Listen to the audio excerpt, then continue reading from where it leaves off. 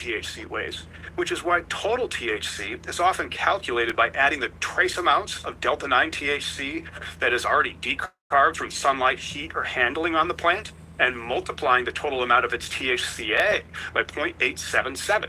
And that's how much total THC it has. Michigan does this already to avoid all the silliness, but many of the states, they don't. They love the silliness. I know my state does.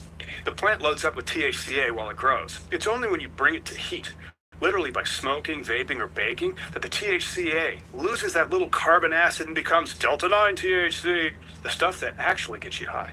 The chemical term for this transformation? Decarboxylation. Maybe I pronounced that right.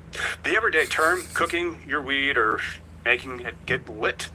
Think of it like a popcorn. THCA is the kernel.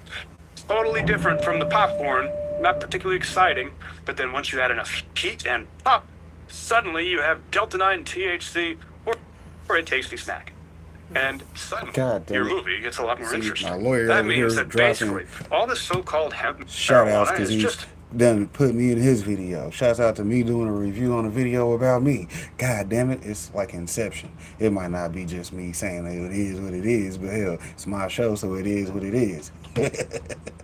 THCA flower, right. Just like it is at your dispensary, at least until you light it up. It has the practically identical levels of THCA, practically no delta-9 THC. It's like buying non-alcoholic beer that magically turns into whiskey when it hits a shot glass because, you know, magic. And here's where the stupidity goes off the rails. Federal law only cares about delta-9 THC in the definition of hemp. THCA content, to include that for the calculation of delta-9 level when you test your crop no more than 30 days before harvest. That's the only reference in the federal law. So all the THCA flower out there was never tested after harvest to see if it was still marijuana because total THC levels.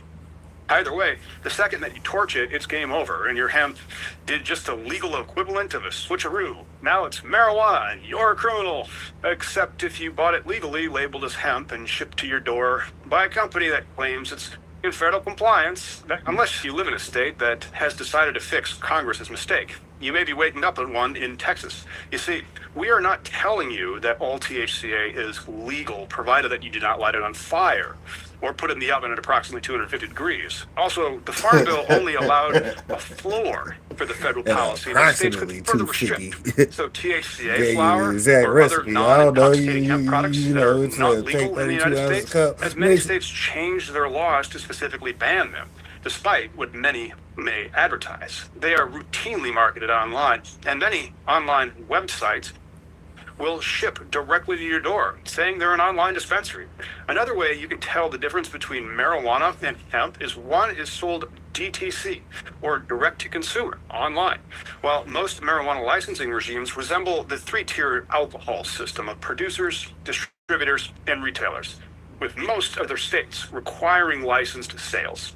Actually, all the states requiring licensed sales. But if you've never browsed the internet for hemp, you should. It's pretty cool. This isn't some shadowy operation run out of a guy's basement with a fax machine. No, this is a full-blown nationwide e-com fleet website, strains with names like Banana Kush, Death Star, Runts, all the popular strains, and they say like, yes, we ship to all 50 states, and this is totally legal. Unless, of course, you live in one of those states that still thinks that, you know, legalizing hemp was about industry and food instead of drugs. Those states are continuing to grow. Many more states keep restricting what hemp is. And this business model that they have, it's pretty simple. You find a lab willing to say that your flower has a 0.29% delta-9 THC and piles of THCA.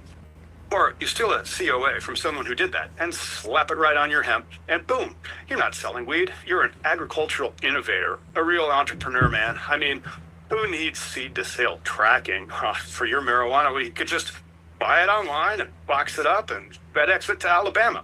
Oh, wait, they just banned it? Oh, no. What about Texas? Uh-oh. Texas, too? Well, maybe not. Anyway, you want to talk about mail-order marijuana? It's here. It's happening right now. And according to them, it's legal until, you know, you do something reckless like smoking it. You'll see warnings on these websites. Do not combust if you live in Idaho. Meanwhile, actual dispensaries have to jump through way more regulatory hoops than a circus dog. Taxes, security, cameras, vaults, inventory control, badging your employees, access control rooms, everything except